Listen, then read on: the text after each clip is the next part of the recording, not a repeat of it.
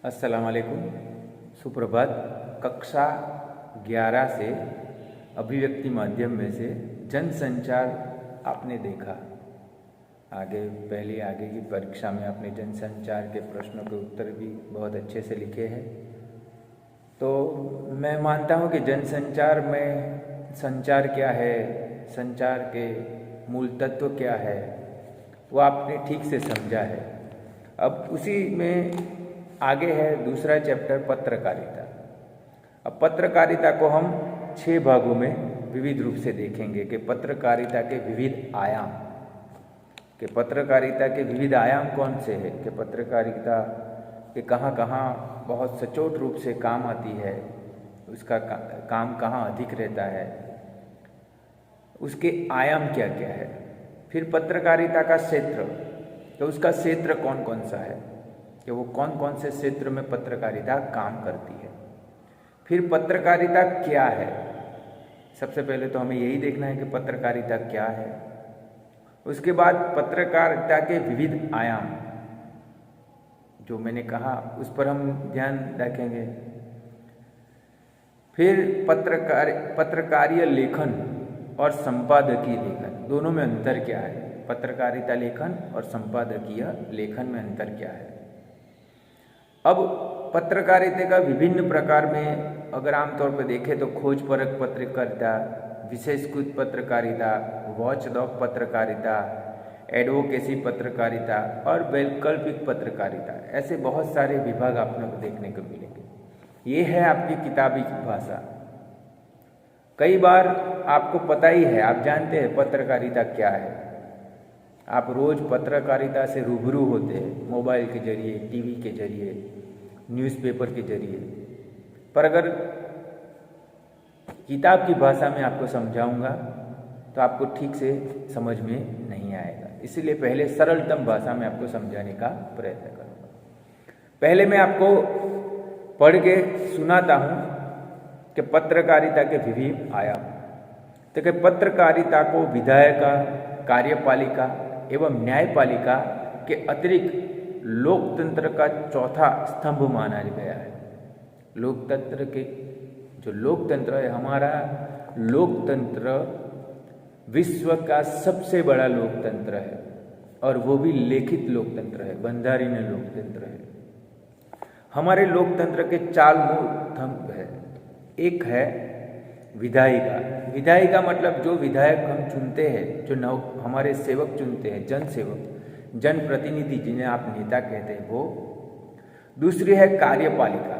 तो जितनी सरकारी, अर्ध सरकारी कार्यपालिका है, जैसे नगर पालिका, ग्राम पंचायत, जिला पंचायत, वो सारी आ जाती है उसमें, कार्यपालिका।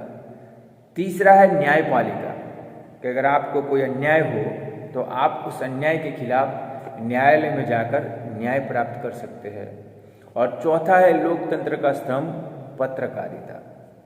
तो 4 मजबूत स्तंभ है। लोकतंत्र 4 मजबूत स्तंभों पर जुड़ा है कि एक तो हम अपने ही नगर जनप्रतिनिधि को चुनते हैं और वो जनप्रतिनिधि संसद में, वो लोकसभा हो या राज्यसभा में जाकर हमारा प्रतिनिधित्व करते हैं और हमारे फायदे की बात करते हैं, हमारे अधिकारों की बात करते हैं।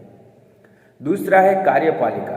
तो जैसे छोटे छोटे ग्राम पंचायत से लेकर, तालुका पंचायत से लेकर, जिला पंचायत से लेकर ऊपर तक जितनी कार्य सरकारी या अर्ध सरकारी कार्यपालिका है, वो भी लोकतंत्र के दायरे में है, कि वो लोकतंत्र के काम कर। लोकतंत्र क्यों?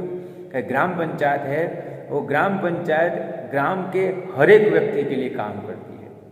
ग्राम पंचायत में से जो पानी मुहैया करवाया जाता है, ग्राम पंचायत में से जो बिजली मुहैया करवाई जाती है, ग्राम पंचायत जो रास्ता बनाती है, जो गांव के हर एक व्यक्ति का उस पर अधिकार है। उसी तरह शहरों में, उसी तरह राज्यों में, उसी तरह देश में। इसीलिए जो कार्यपालिका है वो भी लोकतंत्र का एक चौथा स्तंभ है, 4 स्तंभों में से एक स्तंभ है। न्यायपालिका आपको समझा दिया। उसी तरह मीडिया, पत्रकारिता। पत्रकारिता भी लोकतंत्र का एक मजबूत स्तंभ है। क्यों? क्या आप देखते हैं कि देश में अगर कहीं भी अन्याय हो, कहीं भी गलत हो रहा हो, तो पत्रकारिता वहाँ जो गलत हुए, जो भ्रष्टाचार है, जो भी हो रहा है उसका पर्दाफाश करके लोगों के समक्ष रखती है। और मैंने अभी कहा कि पत्रकारिता के कितने प्रकार है, तो मैंने कहा कि खोजपरक पत्रकारिता। खोजपरक पत्रकारिता मतलब वो किसी भी तरह का भ्रष्टाचार हुआ है या कुछ भी अन्याय हुआ है उसकी खोजपरक। विशेषीकृत पत्रकारिता, किसी विशेष वस्तु से या वो कुछ नया सर्जन हुआ है या कुछ नया आयाम देश में फैला है या फिर कुछ भी नया हो तो उसकी विशेष जानकारी देकर लोगों के समक्ष पहुंचाना, उसे विषयीकृत पत्रिका कहते हैं। वॉच डॉग पत्रिका, कई बार आप कहते हैं ना, वो छोटे कैमरे से कई घोटाले बाहर आते हैं, नेता पैसा लेके पकड़े जाते हैं, पुलिस भी पैसा लेके पकड़ी जाती है, कई बार कोई बड़ा अधिकारी लांच रिश्वत लेते हुए पकड़ा जाता है। तो ये सारी बातें पत्रकारिता में कौन सी कहलाती है? वॉच डॉग पत्रिका है। जहाँ कुछ गलत होता है, आम जनता के खिलाफ होता है, आम जनता से लांच रिश्वत घूस जो भी कहो, या उसे किसी भी तरह सताया जा रहा है, कोई अन्याय हो रहा है, तो उसे छुपकर उसका पर्दाफाश करना, उसे वॉचडॉग पत्रकारिता कहते हैं। एडवोकेसी पत्रकारिता, एडवोकेसी मतलब कि गलत के सामने सही का पक्ष लेकर उसके सामने लड़ना, जो जुल्मी है, जो गलत है, तो आम जनता की तरफ रहकर लोगों के लिए काम करना। वैकल्पिक पत्रकारिता, वैकल्पिक पत्रकारिता में सब कुछ आ जाता है, उसके सिवाय हर एक हमें छोटी से छोटी बात पता चलती है। जैसे हमें पत्रकारिता के द्वारा पता चला कि पूरे विश्व के शिक्षकों में से एक शिक्षक है जिसे एक अवार्ड मिला है जो 7 करोड़ का है। आप गूगल पर जाकर, यूट्यूब पर जाकर देख सकते हैं। ऐसी कोई भी बात हो आम जनता तक पहुंचाना, इसे वैकल्पिक पत्रकारिता कहते हैं। अब पहले मैं पढ़ूंगा किताबी भाषा, बाद में उसे आसान रूप से आपको समझाने का प्रयत्न करूंगा कि पत्रकारिता के विविध आयाम। देखिए, पत्रकारिता को विधायिका, कार्यपालिका एवं न्यायपालिका के अतिरिक्त लोकतंत्र का चौथा स्तंभ कहा गया है। वर्तमान समय में पत्रकारिता का क्षेत्र अत्यंत व्यापक हो गया है। अब पत्रकारिता का अर्थ है पाठकों या दर्शकों के समक्ष सब कुछ रखना, अर्थात पाठक या दर्शक जो पढ़ने वाले हैं या देखने वाले हैं, दृश्य श्राव्य या सिर्फ दृश्य के माध्यम से उनका मनोरंजन करना, उसका स्वास्थ्य, उसकी फिल्म, सौंदर्य, फैशन, विज्ञान, स्पोर्ट्स मतलब खेलकूद, कला, संस्कृति आदि विषय में जानकारी देना तथा पुरुषों एवं महिलाओं, युवक युवतियों, बालकों, नई पुरानी पीढ़ी एवं वर्तमान भविष्य के लिए ज्ञानवर्धक एवं उपयोगी साहित्य उपलब्ध कराना। पहले मैं जब आपकी उम्र का था तो पत्रकारिता के रूप में मेरे सामने 2 ही आयाम थे। एक न्यूज़पेपर में ज़्यादातर जैसे वो वेडनेसडे या संडे की जो पूर्ति आती थी उसमें कहानियाँ आती थी, उसमें वो रास्ता यहाँ से निकल के वहाँ निकलना आता था, उसमें 1 से 20 नंबर थे, उसे जोड़कर कोई आकृति बनती थी जिसमें कोई ना कोई पहेली रहती थी, वो भरना होता था। तो ये सब हमें मज़ा आता था। वो देखा पत्रकारिता का एक आयाम। दूसरा 8 बजे या उसका फिक्स कोई टाइम हुआ करता था दिन में, तब एक महिला या सज्जन पुरुष 20 मिनट या 30 मिनट लगातार समाचार पढ़ते, जिसमें क्षेत्रीय से लेकर अंतर्राष्ट्रीय और राष्ट्रीय समाचार प्रस्तुत होते, देश में क्या होता था, बस इतना ही था। धीरे धीरे पत्रकारिता का आयाम इतना फैला कि आज आप पूरे दिन टीवी देखेंगे तो 12 घंटे तक आप पत्रकारिता न्यूज़ चैनल देख सकते हैं। क्यों?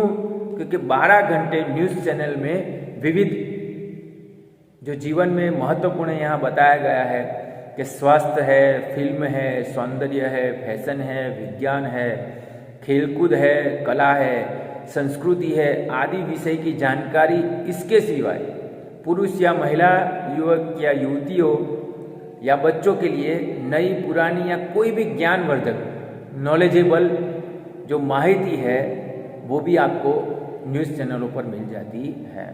तो अब अगर आप दिन भर न्यूज़ चैनल देखेंगे तो पूरे न्यूज़ चैनल में आप देखना स्पोर्ट्स के बारे में आएगा, विज्ञान के बारे में आएगा, फिर राजनीति के बारे में आएगा, संस्कृति के बारे में आएगा, कला के बारे में आएगा। हमारे जीवन को छूता, हमारे समाज को छूता और हमारे देश को छूता एक भी विषय अब ऐसा नहीं रहा जो पत्रकारिता के द्वारा हमें हमारे तक पहुंचाया नहीं जा रहा। तो पहले पत्रकारिता का दायरा छोटा था, अब पत्रकारिता का दायरा सबसे विस्तृत है, सबसे फैला हुआ है। अगर लोकतंत्र के 4 स्तंभ है, विधायिका, कार्यपालिका, न्यायतंत्र और पत्रकारिता, तो मैं ये समझूंगा कि पत्रकारिता का जो दायरा है वो सबसे ज़्यादा देश में फैला हुआ है। अब पत्रकारिता का क्षेत्र, तो मैंने ये कहा कि कोई ऐसा क्षेत्र नहीं है जिसने पत्रकारिता से अछूता रहा है। तो हर एक क्षेत्र में पत्रकारिता पहुंच ही चुकी है, पर फिर भी हम एक बार देख लेते हैं कि पत्रकारिता का क्षेत्र व्यापक होने के साथ साथ चुनौतीपूर्ण भी है। लोकतंत्र के 3 स्तंभों की निगरानी करने के साथ साथ उन्हें सचेत करना, जनहित के लिए संघर्ष करना, जन सामान्य का मार्गदर्शन करना, जनहित के कार्य करना आदि इसके दायित्व बन गए हैं। दायित्व मतलब उसकी फर्ज बन गई है। आज पत्रकारिता एक नए तरह का मिशन है, उसका कोई विकल्प नहीं हो सकता। राष्ट्रीय संकट के समय वह राष्ट्र का सच्चा साथ देता है। वैसे वर्तमान समय में मैं एक शिक्षक के नाते आपसे ये वार्तालाप नहीं कर सकता, पर आज हम देखने जाए तो ऐसा हमें प्रतीत होता है, ऐसा हमें एहसास होता है कि पत्रकारिता भी कहीं न कहीं जो सत्ताधीश सरकार है उसके हाथों की कठपुतली बनती जा रही है। ऐसा हमें प्रतीत हो रहा है, क्योंकि जो समाचार हमें दिखाने चाहिए, जो हम तक पहुंचने चाहिए, वो हम तक पहुंच नहीं रहे हैं, और जो नहीं पहुंचना जो सामान्य है वो बार बार रिपीट दिखाए जाते हैं। पर पत्रकारिता का सच्चा दायित्व कौन सा है, उसका क्षेत्र कौन सा है, उसकी कार्य कौन सा है, वो मैं आपको बताना चाह रहा हूँ कि पहले तो पत्रकारिता का सबसे महत्वपूर्ण कार्य लोकतंत्र के जो 3 स्तंभ है, विधायिका, न्यायपालिका और कार्यपालिका, इन तीनों पर नजर रखना। अगर कुछ गलत हो रहा है तो लोगों के समक्ष रखना, और उनके लिए कुछ गलत हो रहा है तो सचेत करना कि भाई न्यायतंत्र में, कार्यपालिका में या विधायिका में कुछ गलत हो रहा है। दूसरा, लोकतंत्र की निगरानी करना 3 स्तंभों की, ताकि कुछ गलत ना हो, और जनहित के लिए संघर्ष करना। सबसे महत्वपूर्ण उसका दायित्व है, उसकी फर्ज है जनहित। जन मतलब आम जनता, लोगों के हितों की रक्षा करना, यही सबसे बड़ा दायित्व पत्रकारिता का है। पर जो उसका अभाव वर्तमान परिस्थिति में हमें कहीं ना कहीं खलता है, देखने को मिलता है। जन सामान्य का मार्गदर्शन करना, जनहित के कार्य करना आदि दायित्व बन गए। जनहित का मार्गदर्शन करना, उसे सही रास्ता दिखाना, और गलत है तो उसके सामने उजागर करना। पर आज कई बार हम देखते हैं कि पत्रकारिता के आयाम के द्वारा जनमानस में कट्टरता भरी जाती है, नफरत पोसी जा रही है, तो ये गलत है। आज पत्रकारिता का एक नया मिशन है, उसका कोई विकल्प नहीं हो सकता। राष्ट्रीय संकट के समय राष्ट्र का सच्चाई से साथ देना, ये बहुत महत्वपूर्ण बात है कि अगर कोई राष्ट्रीय संकट आता है, जैसे राष्ट्रीय संकट किसे कहते हैं, जैसे अभी चीन बार बार अक्साई चीन है या दूसरे भारतीय प्रदेश है, उसमें घुसनखोरी कर रहा है। अगर ऐसे युद्ध की नौबत आ जाए तो पत्रकारिता का ये सबसे बड़ा दायित्व है कि वो लोग जनमानस में एकजुटता बढ़ाए, साहस बढ़ाए और एकता की भावना रखे, ताकि राष्ट्रीय एकता की भावना रहे, एकजुट होकर देश दुश्मनों के सामने लड़ सके। तो पत्रकारिता के ये सारे आयाम है, उसके दायित्व है, उसका क्षेत्र है। परंतु वर्तमान परिस्थिति में आप भी जानते हैं और मैं भी जानता हूँ कि कहीं ना कहीं हमें ये लगता है, आप और मुझे, कि पत्रकारिता अपने दायित्व से पीछे हट रही है, अपने फर्जों को ठीक से निभा नहीं रही है, उसको जो करना चाहिए वो ना करते हुए जो नहीं करना चाहिए वो कर रही है।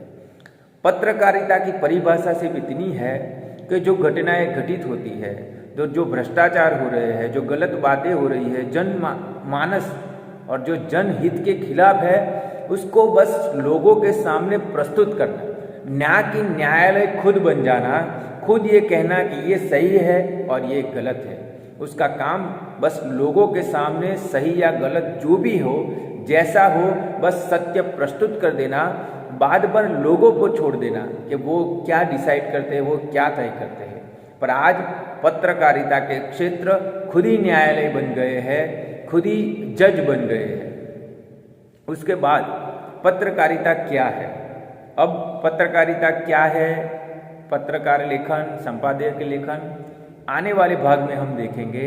इस भाग में बस इतना ही, और मैं आपसे फिर से रिक्वेस्ट करूंगा कि आपके पास इसकी जेरोक्स कॉपी होगी ही, और ना हो तो आप गूगल पर जाकर, नेट पर जाकर ऑनलाइन भी देख सकते हैं। एक बार पत्रकारिता पढ़ लीजिएगा। क्यों? आपको पत्रकारिता के बारे में सब पता है, पर जो नियम नीति के मुजब होना चाहिए वो आपको शायद पता नहीं है। इसलिए आप पढ़ेंगे, मैं समझाऊंगा, आपको ज़्यादा समझ में आएगा। धन्यवाद।